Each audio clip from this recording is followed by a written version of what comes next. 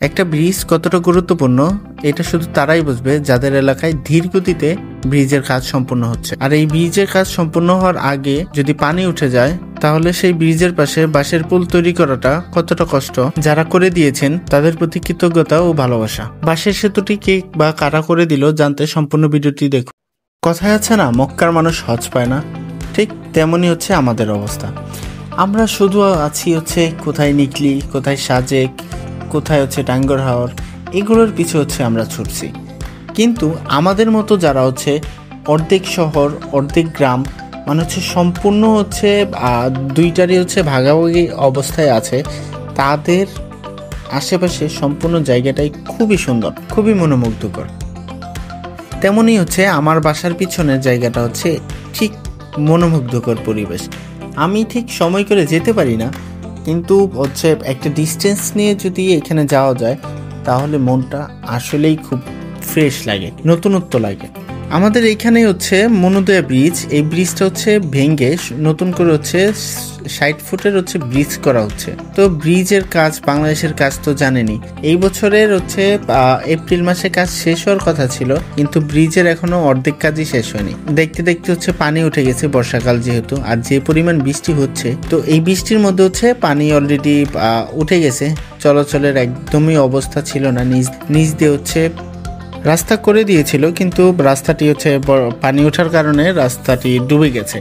তারপর হচ্ছে দীর্ঘদিন এখানে যাতায়াতের অবস্থা ছিল না, কিন্তু হঠাৎ করে দেখলাম হচ্ছে এখানে বাঁশের পুল করে দিয়েছে। প্রথম আমি জানতাম না কে বা কারা করেছে, পরে জানতে পারলাম এটা হচ্ছে জামাত ইসলাম থেকে এই রাস্তাটি করে দিয়েছে।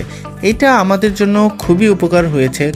এই একটা ব্রিজ দুই এলাকার যত যোগাযোগ ব্যবস্থা যা ছিল এই একটা ব্রিজের উপর নির্ভর করে হচ্ছে যোগাযোগ হতো।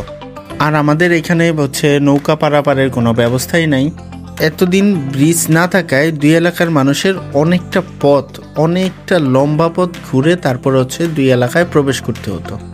এখনো দেখতে পাচ্ছেন কাজ চলমান আছে। আর নদীতে যে কোনো কাজই আপনার কাজ করতে গেলে খুবই ধীরগতি হয়, কারণ হচ্ছে পানির মধ্যে কাজ করা এমনিতেই কষ্টকর। দেখেন, একটা মানুষ হচ্ছে পানিতে নেমে তারপরে কাজ করতে হচ্ছে। আমি সম্ভবত জানি না, এটাকে সম্ভবত হচ্ছে পাইলিং করা বলে।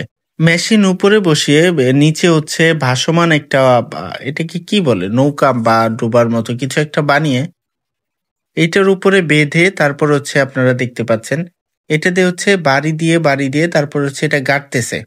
কিন্তু চোখে দেখাটা যত সহজ মনে হচ্ছে, কাজটা ততটাও সহজ না।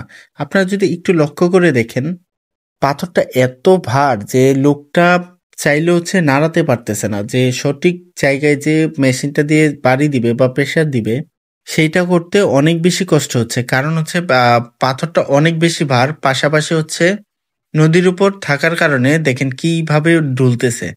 তো কাজের ধীরগতির কারণে পানি চলে আসছে। কাজ যদি আরো দ্রুত সময় করত তাহলে হয়তোবা আমরা আমাদের ব্রিজটা এই বছরেই উদ্বোধন করতে পারতাম।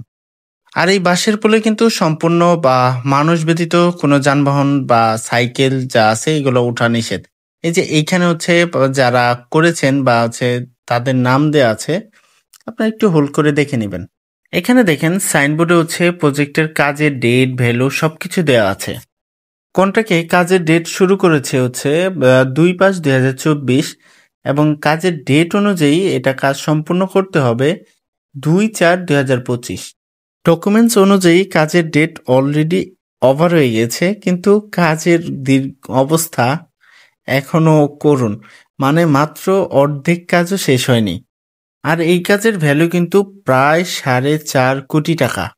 কর্তৃপক্ষের দৃষ্টি আকর্ষণ করছি, এই কাজটি দ্রুত সময়ে সম্পূর্ণ করার অনুরোধ করছি, কারণ হচ্ছে দুই এলাকার যোগাযোগ ব্যবস্থা খুবই কষ্টকর হয়ে যাচ্ছে।